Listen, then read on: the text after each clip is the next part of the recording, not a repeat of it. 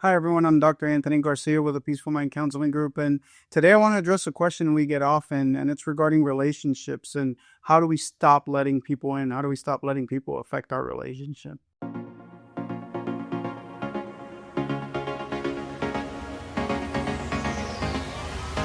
I believe that everyone deserves quality counseling, and we make sure this happens by only accepting to work with clients that we are completely confident we can help.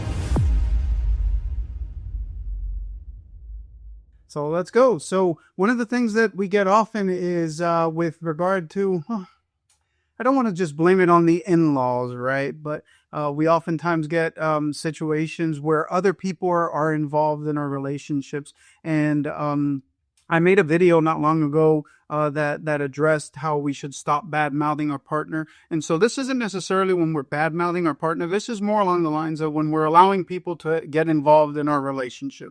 And those closest to us are usually our parents, right? So for our spouse, it would be their in-law, right? So their mother-in-law, their father-in-law, my mother-in-law, my father-in-law. And one of the issues that we oftentimes see is that in-laws, siblings even, but really this is about in-laws, at least what we see oftentimes, is that they start getting involved in relationships and start giving recommendations, whether it be about the way that you're rearing your own child, or the way that you're communicating in your own relationship, or the way that you're taking care of your partner, or worse, the way that you're taking care of their child, right? And so one thing that we get all the time is when we have these situations is to really start with strengthening this two-handed circle, right? And it's extremely important because if you think about it, you form this two-handed bond between you and your spouse, and you allow nobody in, meaning that you and your spouse are completely responsible for making these things work and don't allow anyone in. Now, I know that sounds easier said than done, right? Because it is. It's easier said to not allow anyone in when there are oftentimes, especially the younger that you are, where you do need some recommendations and you do need some tips, right? So that's understandable. We're not addressing whether you need recommendations from someone or whether there's a situation that you might go to a parent or a loved one to ask for some tips. That's understandable. What I'm talking about is getting involved in a situation that is beyond what you would normally consider acceptable. And usually, if you're the child and it's your parents that are doing, as an example with the in-laws, and it's your parents who are doing this, it's usually the spouse, right? Your spouse who will see that something's off here and it's uncomfortable. And so a great rule of thumb is if either one of the partners are feeling some kind of way about someone else's involvement in your relationship, that needs to be addressed. And usually for me, the first starting point is with my partner, right? To let her know, hey, this isn't acceptable.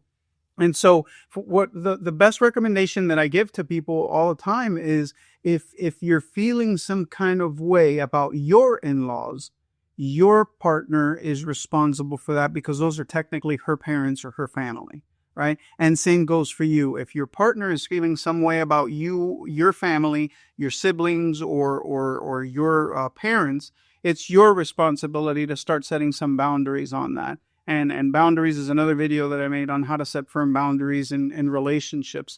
But it's extremely important, especially if it's going to affect the quality of your relationship. Remember, form this two-handed circle and bond between you and your spouse, and don't allow anyone into that. It's biblical. I talk about this all the time, where it's biblical to leave and cleave. We leave our family of origin and we cleave to our partner. If there's the inability to truly cleave to our partner, it says something deeper about the quality of the relationship that you're in than it does about your parents or your family of origin. The family of origin is not where we focus our attention on anymore. The older that we get, the only family we have left is the one that we chose, right? The partner we chose and the family that we've created.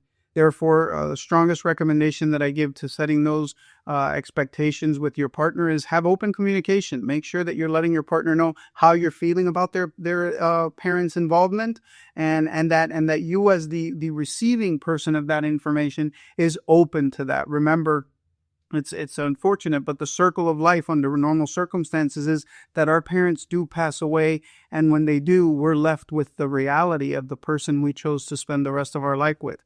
Why would we allow anyone to interfere into that sacredness of that relationship?